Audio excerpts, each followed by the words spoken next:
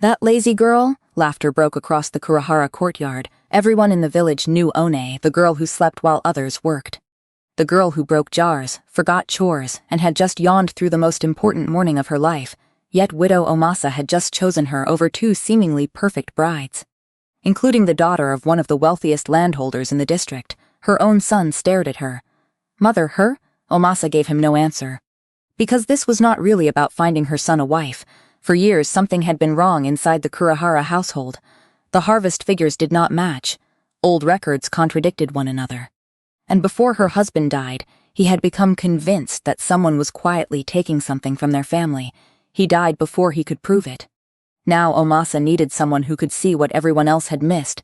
10 days earlier, Omasa had seen something in Onae that no one else in the village had bothered to notice. She wasn't looking for the perfect bride. She was looking for the one woman who might save her house. 5 workers are waiting in the field, she said. Feed them. Oshizu moved first and moved beautifully. Yahei's only daughter, raised since childhood to entertain important guests, measured rice and water without a single wasted motion, her sleeves never brushing the pot. Osono, the Terakoya teacher's daughter, followed a step behind with quiet, practiced symmetry. Her bowls set out even and correct. Onae did neither. She yawned before she had even lifted a hand toward the rice, too late to hide it behind her sleeve. She rubbed one eye, then the other, and stood a long moment simply looking down at the grain, as though she had forgotten why she was there at all. A servant girl at the well didn't trouble to lower her voice. She looks ready to fall asleep beside the stove. Someone laughed, low and unkind. Onae didn't seem to hear it or chose not to. She crossed instead to a shelf at the back of the kitchen and returned with a handful of dried daikon greens, forgotten there since some earlier season. She chopped them small and worked them into the rice, stretching 5 careful portions into something more. When the finished bowls were carried out to the yard, there were 6. Omasa counted them without a flicker of expression. "I ask for 5. Onae tipped her chin toward the cooking fire, where a boy of perhaps 10 crouched feeding kindling into the flame, soot smudged across one cheek, invisible to everyone else in the yard. "He worked too," she said simply. The boy startled, glancing up as though no one had ever said such a thing about him in his life. Omasa said nothing for a long moment. Oshizu's eyes moved between the 6th bowl and the boy by the fire, trying and failing to name what she had missed. Osono only lowered her eyes with a small smile. Then Omasa rose, her robe settling with a soft final sound. "The bride I choose is Onae." The courtyard went utterly silent. Behind her, Omasa's only son Seijiro, 24, educated enough to manage his mother's accounts, dressed that morning for an occasion he had expected to end very differently, looked first at his mother, then slowly at the sleepy, unremarkable girl still holding a chopping knife at the edge of the yard. Mother, careful, as though testing whether he'd misheard. Her Omasa did not answer him, not yet. 2 smaller trials had already come and gone that morning, quick and unremarkable to everyone but Omasa, who watched all 3 with the same still attention. In the tea test, Oshizu's motion had been flawless from the first pour to the last, her wrist turning the kettle with the ease of a girl who had performed this exact courtesy for guests since childhood. Osono followed every gesture precisely as her own mother must once have taught her. Onae did something stranger. Before drawing water at all, she leaned over the well and studied it in silence, then drew up a first bucket, and without ceremony poured the whole of it out onto the ground. "Leaves," she said when Omasa asked why. "Wind knocked branches down in the night. Better to lose the first bucket than serve tea with bark floating in it." Her second bucket, and the tea made from it, looked plain and uneven beside the other 2, the weakest presentation of the 3 by far. Omasa noticed the well water anyway and said nothing about it that day.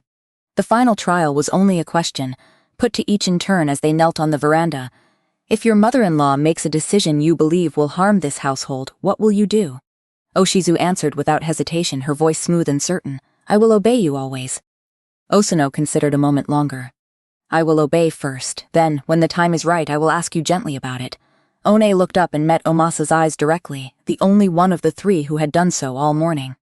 "I will tell you that you are wrong." A ripple of scandalized murmuring moved through the watching relatives, someone's aunt clicking her tongue loudly enough to carry across the yard. Omasa's face did not change. "Even if I become angry with you, anger passes, damage to a household may not." Later, once the courtyard had emptied into small, arguing knots of relatives drifting toward the gate, Seijiro found his mother alone, her tea gone cold beside her. "What did you see in her?" he asked. That made you choose the one who broke a jar of good vinegar last month and yawned through her own bridal trial? Tell me plainly, mother. You watched how each of them performed. Omasa poured tea without looking up. I watched what each of them noticed. She offered nothing else that evening, no matter how he pressed her. 10 days before the trial, before any bride had been chosen, Omasa had gone alone, unannounced, to see the house from which the strange rumors about Onae had first spread through the wells and paddies of the village. What she found was not the careless house she'd expected. The roof beam still spoke of better years, though the low wall had begun to sag where it once stood straight, and weeds had crept along the base of the veranda. Behind a thin screen, a sick man lay breathing thin and uneven, audible even from the garden. 2 younger children moved through the rooms with the particular quiet of children who have learned early that noise, in a house like this, costs something no one can spare.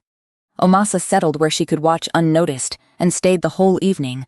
Onae warmed medicine over the coals, and coaxed her father to drink it a spoonful at a time. Checked his fever with the flat of her hand, mended a tear in her sister's only good sleeve by the light of a single lamp, cooked a thin supper and stretched it 3 ways across 4 mouths, swept. Folded what little laundry there was, soothed a crying child back to sleep with nothing more than a hand pressed against the small of the back. Twice, walking past the thin wall separating the 2 front rooms, Omasa heard the sick man wake coughing, and heard Onae there within moments murmuring something too low to make out. Settling him again before he could wake the children. No one had told the girl to do any of this. No one was watching to see that she did. By the time the house had finally gone quiet, Omasa fully expected the girl to sleep at last. Instead, Onae rose, crossed to a low shelf, and took down an old book, then a second.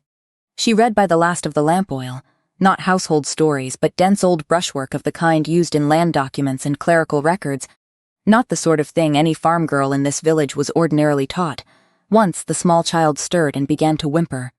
Onae closed the book at once, crossed the dark room without stumbling, and murmured until the child settled again. Then, without visible impatience, she returned to her seat and opened the book once more. Near dawn, with the sky only beginning to gray, she finally slept sitting up, back against a post, chin dropped to her chest, the book still open across her knees. A neighbor woman passing the lane in the early light glanced over the low fence and clicked her tongue, loud enough to be overheard. Lazy again, she said to no one, and laughed. The short, satisfied laugh of someone confirming what she'd already decided to believe. Omasa did not laugh. Before she left, unseen, she looked once more at the book Onae had set aside in her sleep, one of her father's old record books, dense with the kind of formal writing that clerks and land officials used. That same night, back in her own house, Omasa took out 2 of her own household ledgers and laid them side by side beneath the lamp.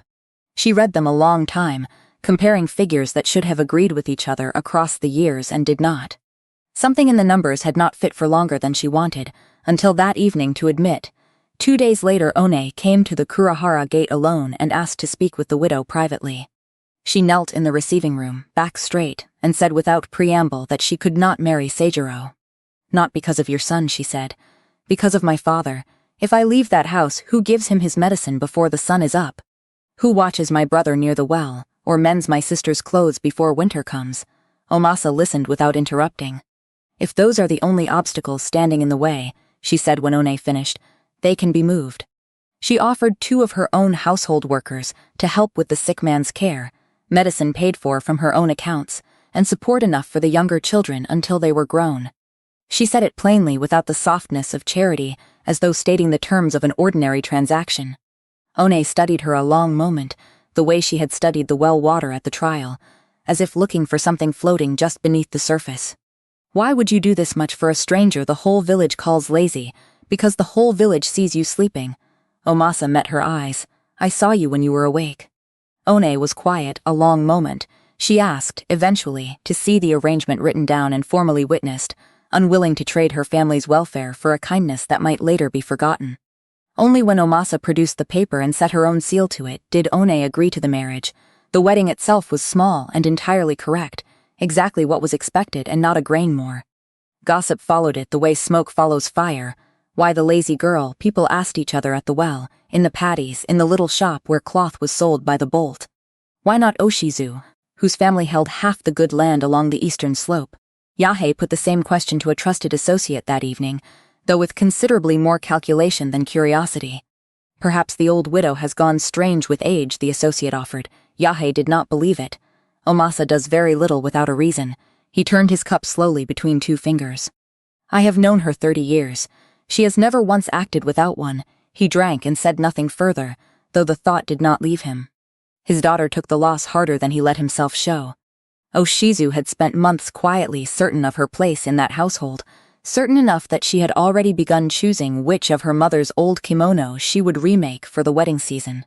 When the news reached her, she said nothing in front of the servants, and a great deal, later, to her father, none of which changed anything at all. In the Kurihara house, Seijiro found his new wife alone in the corridor on their first evening as husband and wife. My mother chose this marriage. I did not. Then I will not ask you to pretend that you did, Onae answered, meeting his eyes the same steady way she had met his mother's in the courtyard. That exchange, brief as it was, became the whole of their first conversation as a married couple. The next morning she burned part of the breakfast rice, drifting into sleep at the stove for just a moment despite herself. A servant girl laughed openly, not troubling to hide it this time. Seijiro, passing through the kitchen, looked at the blackened bottom of the pot as though it confirmed something he had already decided about her. Omasa, arriving a moment later, tasted a spoonful of the burned rice without complaint and set the spoon down deliberately. Cooking can be taught, she said, looking at Onae rather than the ruined pot. Eyes are harder to teach. The months that followed gave the household no shortage of things to talk about. Onae broke a small water jar, carrying it too quickly across the courtyard. She fell asleep for a few careless minutes on the veranda during the warm hours of a summer afternoon, in full view of 3 visiting relatives. She was slow to learn routines other brides absorbed within days, fumbling with unfamiliar storage, forgetting where tools were kept. The rumor that Omasa had chosen badly thickened with every small mistake, repeated at the well, repeated among the field hands, repeated eventually within her own new house. What no one saw in daylight was what happened once the lamps were lowered, Onae warming medicine for Omasa's aching joints without being asked twice. Onae sitting up late over old correspondence about a doctor's unpaid fee, working the figures until they balanced. Onae reading by a single lamp long after everyone else, including her husband, had gone to sleep. Once, coming in from a late errand, he found her asleep, sitting upright at the low table, an old receipt book still open beneath her folded arms, the lamp burned down almost to nothing beside her. He stood in the doorway a long moment, unsure whether to wake her or let her be, and in the end simply lowered the wick so it would not gutter out and left her where she sat. He did not mention it the next morning, neither did she. Seijiro began, slowly and against his own inclination, to notice something he could not yet name. His wife slept in daylight, exactly as everyone claimed, but more than once, waking in the deep hours of the night to fetch water, he found her lamp still burning faintly behind the paper screen. He said nothing about it to anyone. Not yet. Oshizu hosted a small gathering of village women not long after, ostensibly for tea, in practice mostly for the pleasure of being agreed with. The room was warm with easy talk of cloth and weddings and the coming harvest, the kind of gathering where nothing said seemed to matter very much until, quite suddenly, something did. Onae's laziness arrived quickly and easily, as it always did now. Then almost carelessly, an older woman mentioned her father. Genzo, wasn't he dismissed years back? Something to do with money that shouldn't have changed hands over land papers, if I remember it right. The old rumor, 5 years dormant, stirred back to life as easily as if it had never truly slept. Yahe did not need to spread it himself. He rarely needed to, once a seed like that landed on ground this fertile, but he made certain, through others, that it kept growing. It reached Seijiro within the week. That evening he found Onae and asked her directly, without preamble, "Did your father take that money they accused him of taking?" "No. How can you be certain?" "Because I watched what happened when they offered him a way out. Sign a paper admitting fault, they told him, and it would end quietly, quickly, cheaply, for everyone but him. He refused. He lost his position, his standing, 20 years of respect from men who had known him his whole life, rather than sign his name to something false." "Belief is not proof," Seijiro said. "Not unkindly but firmly, I know," Onae answered. Neither of them spoke for a while. That same week, Omasa summoned Onae to her private rooms after the household had gone to bed, ledgers already laid open across the table, pages soft with age and handling. "Read," Omasa said, pushing the first one closer. Onae read a long while, the lamp burning low between them. She compared cultivated acreage against harvest totals, tenant obligations against payments received, one year's figures against another's across a decade of entries. Numbers that should have moved together, rising and falling in step, did not. She traced one column with her finger, then a second, then went back to the first as though she doubted her own eyes. "This field," she said finally, tapping a line near the bottom of the page. "The yield drops here and never quite recovers, but the acreage recorded stays exactly the same year after year. Land doesn't usually behave that way on its own." "No," Omasa said. "It doesn't." "What does it mean?" Onae asked at last. "I don't know," Omasa said simply. "That's why I'm showing you, not solving it alone." She chose her next words with care. "For years, boundary disputes with our neighbors have resolved in ways that never quite favor us, no matter how certain we were of the old lines. My husband believed something was deliberately wrong before he died. He never lived to prove it. Who do you suspect?" "If I already knew that," Omasa said, "I would not need you sitting across from me tonight." Then quieter still, "I did not choose you because I had the answer. I chose you because you keep looking when other people stop." Onae studied the open ledgers a long moment, then nodded once, slowly. It was not agreement to a plan. There was no plan yet. It was the true beginning of one. Over the nights that followed, one name kept returning through the older records, entry after entry across nearly a decade. Mohe, the estate's longtime steward, eased gradually out of active duties by age and failing eyesight. Certain entries under his careful hand looked, to Onae's increasingly practiced eye, deliberately vague where they ought to have been precise, figures rounded where rounding made no sense, dates blurred where clarity would have cost nothing. When she and Omasa questioned him together, carefully, over tea rather than open accusation, Mohe grew defensive almost at once, stammering over dates and figures he should have remembered easily after so many years of handling them. "The Eastern Paddy accounts," Onae asked him once, gently, over a second cup of tea. "The year the boundary was resurveyed. Do you remember who ordered it?" Mohe's cup rattled faintly against its saucer before he set it down. "That was a long time ago, I would have to think." To Onae's eye, his trembling hands looked exactly like the shape of guilt. She grew nearly certain within days. She laid the pattern of vague entries out for Omasa, her voice steady with conviction. Then, 3 nights later, buried deep in an older folder Mohe himself had once filed and forgotten, she found a brief note in his own unmistakable hand, an early report, made years before any of this began, flagging an irregularity in a boundary account that had gone entirely unanswered at the time it was raised. He had not stolen anything at all. Out of an old man's fear of dismissal, he had quietly hidden a much smaller, unrelated mistake of his own, but the larger theft she had built an entire careful theory around belonged to someone else entirely. She had accused the wrong man in her own mind. "I was certain," she told Omasa that night, unable to keep the shame from her voice. "I was so certain I had found him." Omasa did not soften the moment, though her voice was not unkind. "Then remember carefully what that certainty very nearly cost an innocent old man. Onae had been wrong, worse, their careful questioning of Mohe had not gone entirely unnoticed. Somewhere beyond the Kurahara walls, someone now understood that old records, long left silent, were being read again after years of deliberate quiet. Seijiro found her a few nights later, bent over documents she had never had his permission to remove from his mother's private chest. His face in the lamplight went hard in a way she had not seen since their first conversation as husband and wife. "Was this why you married me?" His voice low, controlled, worse somehow than shouting would have been. "To reach these records, to clear your father's name using my house as the door. I did not know your mother possessed these when I agreed to marry you," Onae said, meeting his eyes steadily even as the accusation landed. It was entirely true, and being true did not make it hurt any less. Omasa entered before either could say more, drawn by the raised voices, and Seijiro understood at once, watching his mother's carefully composed face, that she had kept this from him as thoroughly as from the rest of the village. "So I was part of the test too, all along." Bitter in his mouth. "Chosen a wife I never met, kept in the dark in my own house, for records I didn't even know existed." Omasa had no easy answer, and did not pretend to one. "I chose Onae partly for her abilities," she admitted plainly. "I will not deny that to spare your feelings tonight. And you never once thought to tell me, your own son." "I thought," Omasa said, "that you would ask her why, before you asked whether. You did the opposite." Seijiro left the room without another word. Neither woman followed him, understanding that nothing said that night would satisfy him yet. After that painful evening, Onae changed her method entirely. Staring only at columns of figures had already led her once to accuse an innocent man.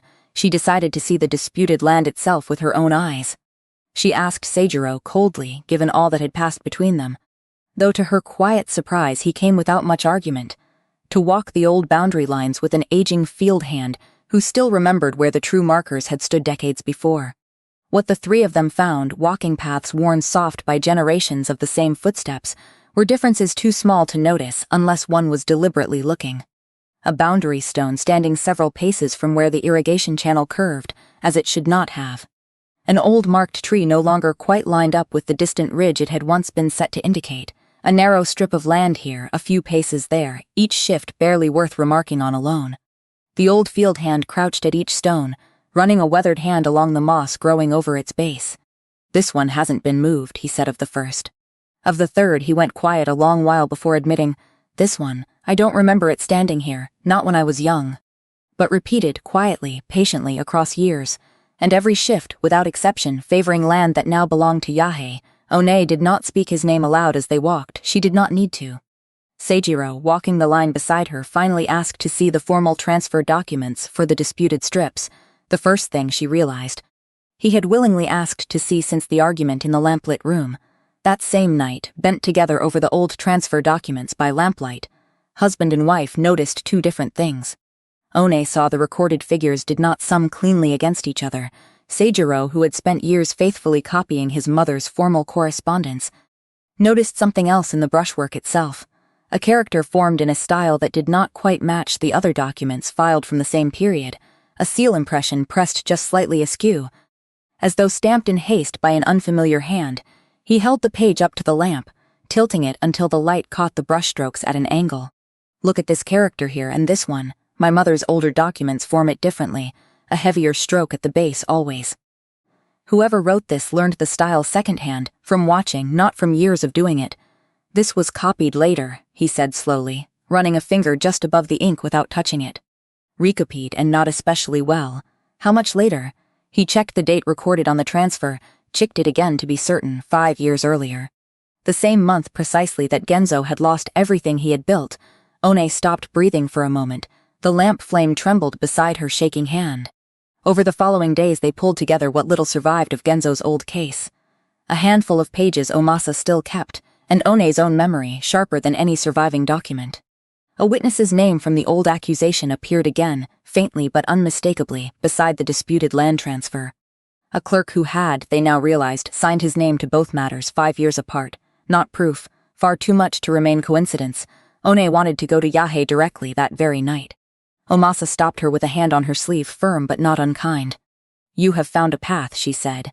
"You have not yet found the man standing at the end of it. Confuse those, and it will cost you more than patience."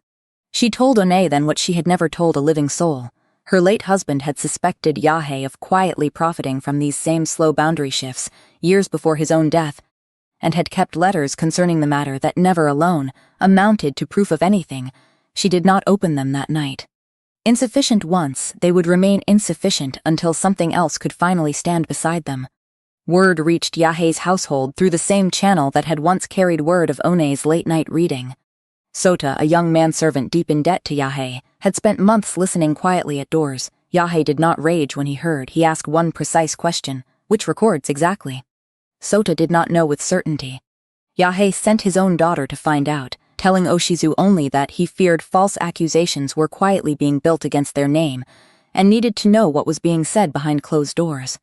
Oshizu, genuinely believing she was protecting her own household rather than helping to attack another, visited pleasantly, made careful conversation over tea, and overheard, through a half-open screen, 2 fragments of a private conversation, 5 years and old transfers. She reported it faithfully to her father that same evening. Yahe went still. He knew at once which transfer she meant. The eastern marshfield quietly moved onto Kurihara land 5 years back, the same season Genzo fell. The same season a certain clerk had suddenly become unusually cooperative. His hand stopped halfway to his cup. He set it down without drinking. He sat alone a long while after that, turning the whole matter over the way he had once turned over a difficult contract, looking for the safest way through it. There was no safe way through it, not with the letters his old rival might still be holding somewhere. Not with a daughter-in-law who could apparently read 15 years of clerk's hand as easily as her own name. That night, alone in his private rooms, he decided the surviving evidence had to disappear entirely and quickly. The fire began in the storehouse near midnight, when the household was deepest in sleep. By the time anyone woke to the smell of smoke, flame already licked greedily along the old dry timber of the roof. Onae knew, before anyone said a word, exactly where the oldest ledgers were kept, a low shelf near the back wall, close to a side entrance most of the household had long forgotten. The worst of the fire still burned on the far side of the roof. The shelf was close. She judged the distance in an instant and went for it. An old field hand caught her arm hard at the threshold. "Not that way, mistress. The whole roof could come down. The side door still holds," she said. "The fire hasn't reached that wall yet." She was already moving before he could argue further. She went through the narrow side door, into smoke that stung her eyes blind within seconds, and heat that pressed against her skin like a heavy hand. 3 ledgers sat exactly where she remembered from countless nights of reading. She gathered 2 into her arms at once, coughing hard against the smoke filling her lungs. As she reached for the 3rd and final volume, a burning roof beam gave way somewhere directly above her with a groaning crack, falling in a shower of sparks squarely between her body and the shelf. There was no time left to choose carefully. She chose anyway. She left the 3rd ledger to the flames climbing hungrily around it. She stumbled back out with a burn already blistering across one hand and up her forearm, another spreading along her shoulder where a falling spark had caught her sleeve. Seijiro reached her just as her knees buckled beneath her. "You went back inside for account books," he said, his voice disbelieving. "Not books." Ragged breath gripping his sleeve. "Your house, my father's name." Then the strength went out of her entirely. She lost consciousness in his arms, the 2 surviving ledgers still clutched tight against her chest. The book that might have proved the most was gone. She could not continue as she had been. For days she lay bedridden, her burns dressed and redressed by a physician summoned from 2 villages away, sleeping through long fevered hours that had nothing left in them to do with laziness at all. Omasa finally told her son everything, the widow's original suspicions, the true reason she had chosen Onae, all of it laid bare at last, and watched him absorb in heavy silence exactly how much his wife had nearly given for a house that had barely trusted her with the shape of its own truth. He did not simply apologize when Onae woke clear-headed enough to hear him. "I should have asked what you were doing," he said, sitting by her bed, "before I decided why you were doing it." "Then ask me now," Onae said. He did. From her sickbed, propped against the pillows with her bandaged arm resting carefully at her side, she told him exactly where her reading had stopped before the fire took the rest. Which folder, which year, which name she had been circling back to again and again without yet knowing why. Working alone through the nights that followed, he found something she had entirely missed in her earlier, faster passes, a small, recurring payment notation set beside one disputed transfer, tied unmistakably to the very same clerk's name that had already surfaced, years apart, in her father's old case. He visited old Mohei again himself, without a trace of suspicion in his manner, and the elderly steward, visibly relieved perhaps, that no one meant to accuse him a second time, finally remembered a name he had not spoken aloud in years, a witness present at an old, half-forgotten boundary settlement, still living. As far as anyone knew, 2 villages over, armed with the 2 surviving ledgers, the boundary discrepancies they had walked and measured themselves, and Mohei's newly recovered memory. Seijiro carried the whole case formally to the local administrative office, certain, for the first time in weeks, that the truth would speak plainly for itself. The official who received him listened with every appearance of polite attention, then took the case apart piece by careful piece. "Who formally certified this ledger of yours? Can you prove with any certainty that the seal on the transfer was truly forged, or only that it strikes your untrained eye as unusual? Can an old man's uncertain memory undo a boundary settlement long since accepted by this office? And this 3rd ledger you describe so vividly, the one that might have shown the fullest pattern most clearly, where, precisely, is it now?" Burned, Seijiro was forced to admit. Gone entirely, along with whatever certainty it might have offered. The official warned him, not unkindly exactly, but with unmistakable firmness, that repeated accusations against a respected household unsupported by sufficient formal proof could well bring serious consequences down upon his own family rather than upon Yahei's. Seijiro walked out empty-handed, the 2 ledgers heavy in his arms, the walk home longer than he remembered it being that morning. A man he recognized instantly from Yahei's household slipped in through a side door the very moment he himself had gone out the front. He stopped in the road and watched the door close behind the man, and stood there a moment longer than he needed to, understanding exactly what he had just seen and unable, yet, to prove any of it. Within days, officials arrived formally at the Kurihara gate to examine the household's own records in turn.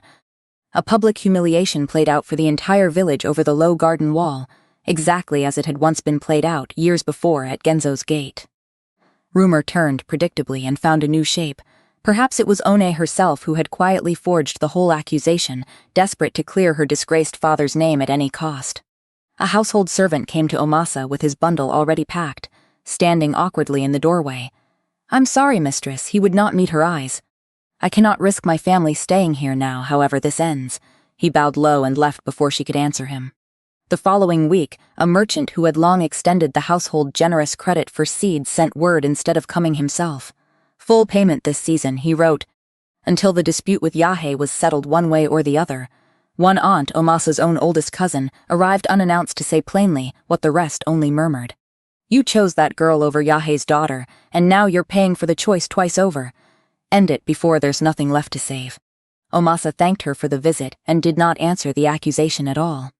Distant relatives began urging Omasa with increasing insistence to withdraw the whole matter quietly before the household was ruined beyond recovery.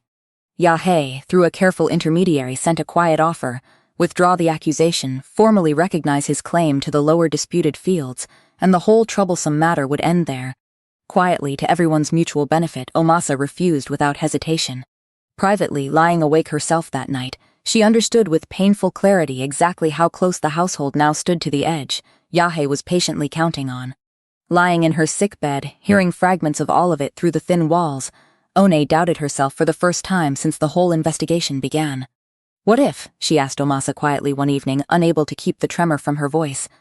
"I wanted my father to be innocent so desperately that I simply made the records say what I already needed them to say." Omasa did not offer comfort. She sat with the question a moment, turning it over the way she turned over a ledger she didn't yet trust. "Then we read every page of it again," she said. "From the beginning, assuming nothing at all. If you were wrong, we will find where. If you were right, it will hold up better for having been tested." They rebuilt the entire case from nothing over the following days, this time deliberately assuming Yahe might well be entirely innocent, testing every piece of evidence hard against that assumption rather than against their own growing certainty. Some of it weakened considerably under the harder test. One assumption they had leaned on too readily, that the shifted boundary stones alone proved deliberate theft rather than old carelessness, was discarded outright without regret, once it failed to hold on its own. "We nearly built the whole case on stones that could be explained a dozen honest ways," Seijiro admitted, laying the survey notes aside. "If that's what an examiner sees first, he'll dismiss everything after it too. Then it isn't first anymore," Onae said. "Not until something else holds it up." Then Seijiro noticed something neither woman, for all their careful reading, had caught before him. The same administrative clerk's name, appearing once again in a payment notation tied both to the current disputed land and, 5 years earlier, to Genzo's old ruined case. Onae checked the recorded dates carefully against each other twice. Omasa checked her late husband's old private notes against both matters in turn, her hands unsteady. Only then, finally, did Omasa cross to the old locked chest she had kept firmly closed for 20 years and take out her husband's letters at last. They proved nothing definitive by themselves even now, only vague references to a boundary adjustment made long ago, a payment of unclear purpose, a single clerk's name, a witness, a scattering of old dates that meant relatively little, standing entirely alone. Her husband had written, before his sudden death, that these letters should never be used until something else could finally stand beside them and give them weight. "Because none of it stands alone anymore," Omasa said, closing them with care. "Not one single piece of it. We must go above the local office entirely. This will never be properly settled there. Not now, not with the men who sit in that office today." She traveled toward Ito not long after with a single trusted companion, not toward some conveniently powerful old friend who would simply wave the matter away, but toward an elderly retired scholar her late husband had once known well, a careful man familiar with the proper form of formal petitions and the narrow channels through which a genuinely stubborn case might still be heard. He read everything she had brought him in silence, taking his time over every page, and finally said, plainly, "This does not by itself prove your accusation." "I know that already," Omasa said. "Then why bring the matter all the way to me at your age after such a journey? Because none of it stands alone anymore." He considered this a long moment, turning the papers over once more. "Your husband showed me an early copy of some of this, you know. Years ago. I told him then it wasn't enough either." He looked up at her. "It seems you have both been patient longer than most men would have managed." He finally agreed the pattern deserved a proper hearing well beyond the compromised local office, and personally helped direct her formal complaint toward a higher authority capable of examining both the underlying land dispute itself and the conduct of the officials who had so conveniently dismissed it before. No victory yet, only a door, however slightly, finally opened. When word reached Yahe that Omasa had gone entirely over the local office's head, his careful composure finally cracked for the first time since this whole affair had begun. He ordered what remained of his loyal network to remove or quietly alter whatever fragments of evidence could still be reached in time. Sota was sent out that same night to steal back whatever surviving ledgers remained. But Seijiro, scarred by the fire in ways that went well beyond his wife's burned skin, had learned its harshest lesson thoroughly. Careful copies of everything now existed, kept deliberately in several separate places, no single blaze or theft any longer able to erase them all at once. He was caught with his hands still on the ledger he'd come to steal, and for a long moment said nothing at all, staring at the floor between his own feet. It was Seijiro, not an official, who finally asked him plainly why a man would risk this much for someone else's debts. "He forgave what I owed him," Sota said at last, barely above a whisper. "Only if I kept listening." Under careful, patient questioning that followed, he admitted, haltingly and with obvious fear, that he had been paid for months to report faithfully on Onae's late-night reading, told precisely which storehouse held the oldest and most damaging records, and paid throughout by an intermediary whose name, once spoken aloud, led directly and unmistakably back toward Yahe's own household. The fire, once merely deeply suspicious, was now tied by a living, frightened witness directly to the man who had almost certainly ordered it set. Yahe's own desperate attempt to erase the last remaining evidence had, in trying, created damning new evidence entirely of its own. The higher inquiry, when it finally came, felt to everyone watching less like a list of evidence than like earlier answers slowly changing their meaning. The household's own ledgers, Yahe argued forcefully through his representative, could easily contain honest, unremarkable mistakes made over so many years. Private bookkeeping proved nothing definite on its own, however suspicious it might appear to an outsider. Fair enough and genuinely difficult to dismiss outright as evidence. The shifted boundary markers, he argued next, reflected nothing more sinister than old, honest uncertainty about exactly where the true lines had ever run, long before anyone now living could properly remember. Also entirely possible, until the examiner asked why every one of those uncertain lines, without a single exception, had drifted the same direction. Yahe had no answer for that, only silence, where a shrug might once have done. His representative tried once more to speak for him, then thought better of it and let the silence stand. The suspicious transfer document, he continued, could have been recopied by anyone, for any innocent reason, at any later date. Then the examiner turned to the recurring payment notation beside it. Alone it looked ambiguous. A clerk's name, a routine figure, nothing that could not be explained away, but Sota had already named the very intermediary who had paid him. The examiner laid the two side by side. The ambiguous notation stopped looking ambiguous at all. The same witness's name appearing in both Genzo's old ruined case and the newer land dispute made outright coincidence harder still to seriously argue. Omasa's 20-year-old private letters had seemed vague enough on their own. A name here, a boundary phrase there, dates that meant little in isolation. Now set beside everything found since, the same names and the same language, appearing years apart, closed neatly around a single unavoidable answer. Sota's frightened testimony placed Yahe's own paid intermediary near the storehouse in the hours directly before the fire. The local clerk, questioned a second time and separated from the others, began by repeating what he had said before, until 3 questions in, he contradicted a date he himself had given not an hour earlier, his eyes flicking once toward the door, as though he expected someone to walk through it and rescue him. The examiner let the silence that followed stretch long enough for everyone present to hear it. No single piece of it, taken alone, definitively condemned Yahe. Taken together, they left him nowhere left to stand at all. Yahe sat through the reading of it with his back straight and his face composed, the way he had sat through 30 years of village councils, refusing until the very end to let his expression give anything away. He offered no long, dramatic confession. Only near the very close of it, one bitter sentence. "Your house was weak enough to lose the land. Then why," Onae asked quietly, "did you need to change the records at all?" He had no answer left to give her, and for once in his life said nothing at all. The formal result mattered rather less to Seijiro, in the end, than the particular way he chose to deliver it. He knelt before Genzo himself, still weak after 5 long, grinding years of illness, and placed the formal document gently into his father-in-law's trembling hands. "Your name has been cleared," he said quietly. By formal order, before witnesses, beyond any further question. Genzo's fingers moved slowly over the paper, as though reading the words a second and then a third time might somehow make them truer than the first. A long, heavy silence. Did Onae see this document herself? Yes. Seijiro hesitated a moment. She saw the truth of you clearly, sir, long before I ever managed to see her clearly at all. She taught me to look twice. Then keep learning, Genzo said. He was quiet a while longer, his eyes still closed, the document resting on his chest where he had set it himself. 5 years, he said at last, more to himself than to Seijiro. I stopped counting the season somewhere in the 3rd. He opened his eyes again. Tell her I said thank you, not for the document, for the reading. Then he closed his eyes again, exhausted and for the first time in 5 long years entirely at peace. That same evening Onae sat quietly beside her father. Neither spoke for a long while. Eventually he simply placed his own thin hand over hers, the fresh burn scars still pink along her fingers. Outside, the younger children played in the last of the evening light, their voices carrying faintly through the thin walls, ordinary and unremarkable in a way that neither of them, for a long time, had quite let themselves expect again. That small, wordless gesture was enough for both of them. Justice in the final accounting was never entirely complete, and no one in the household pretended otherwise afterward.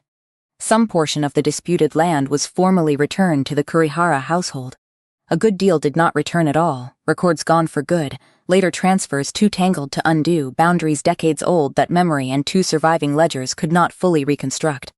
Genzo's good name was formally and publicly restored, but the 5 years he had spent disgraced and ill were not given back with it. Those years were simply gone. Onae's burns settled permanently into pale, uneven scars that never fully faded from her hand and shoulder. The 1 ledger lost to the fire remained lost for good. 2 of the servants who had fled in fear during the darkest weeks returned quietly, shamefaced, within the month. 1 did not come back at all. Yahei faced consequences appropriate to crimes of this scale: the formal loss of the disputed land, a lasting loss of standing throughout the district, and formal censure that would follow his name for the rest of his life. The compromised clerk lost his position, and quietly left the district within the season. What became of him afterward, no one in the Kurihara household ever learned, and after a while no one thought to ask. Before leaving the area herself, Oshizu came once, alone, to see Onae directly. She admitted plainly, without excuse, that she had been consumed by jealousy from the beginning, that she had passed information along to her own father without asking too many questions of herself, and that she had genuinely never once imagined it would end in fire, in scars, or in the near ruin of an entirely innocent man. I told myself I was only protecting my own family, Oshizu said, twisting the edge of her sleeve between 2 fingers. I never once asked what protecting it might cost yours. Onae did not offer forgiveness on the spot, though she did not turn her away either. Then what you choose to do next, she said simply, belongs entirely to you now. Oshizu bowed low and left without another word between them. Asano visited not long afterward, bringing medicine she had gathered and prepared herself for Onae's still healing skin, saying relatively little and asking for nothing at all in return, a small, warm contrast to nearly everything that had come immediately before it. Months later, well into the following spring, Onae sat beside Seijiro over the household's current records, not as a woman suddenly granted sweeping power, but as one equal half of a genuine working partnership built out of everything they had survived together. He pointed one evening to a figure that quietly troubled him. She looked closely, and this time found the small answer he had somehow missed. Just as often now, he found what she herself had overlooked. Neither of them minded much anymore which one it happened to be. You used to correct me and say nothing else, he told her once, only half joking.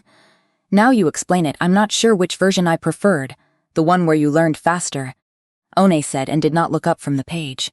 The keys had hung on Omasa's own belt for 36 years, since the day she herself had married into this house as a girl not much older than Onae was now. She had carried them through her husband's death, through years of quiet suspicion she had shared with no one, through a fire that had nearly taken the daughter-in-law she had chosen, for reasons she still had not fully explained to her own son.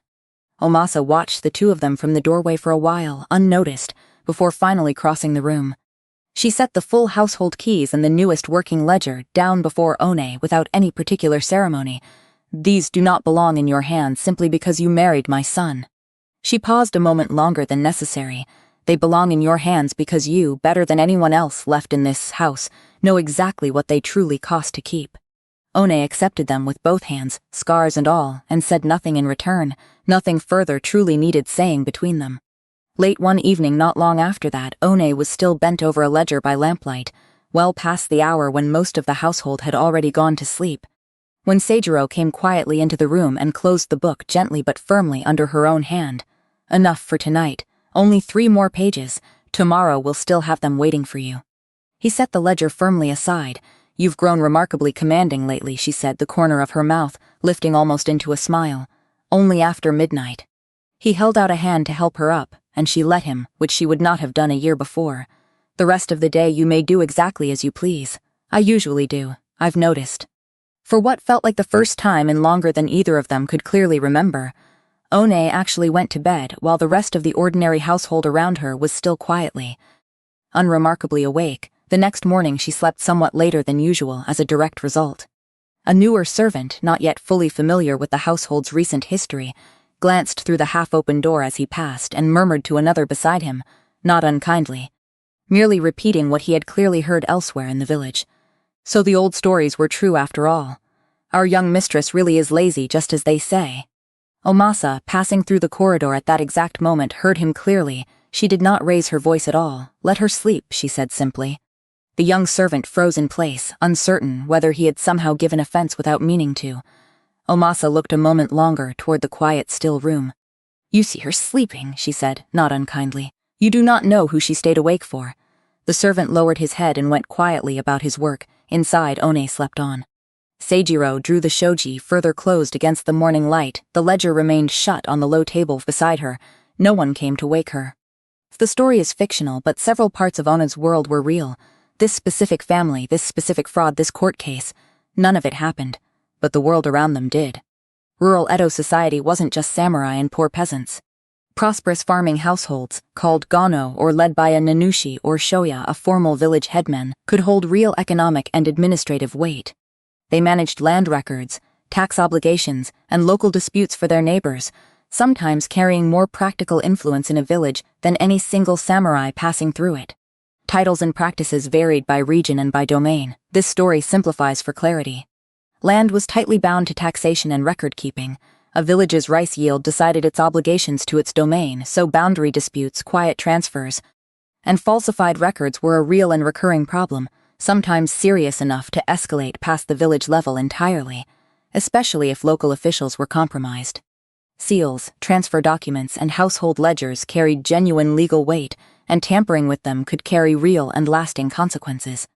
A boundary line moved just slightly, repeated quietly over enough seasons, could shift 2 families' fortunes without either one ever filing a formal complaint.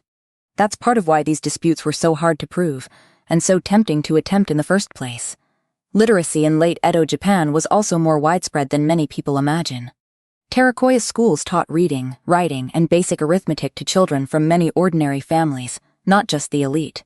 A rural woman able to read difficult administrative documents like Onae wouldn't have been unimaginable, especially if taught directly by an educated father, though it would still have been unusual depending on class, region, and family circumstance.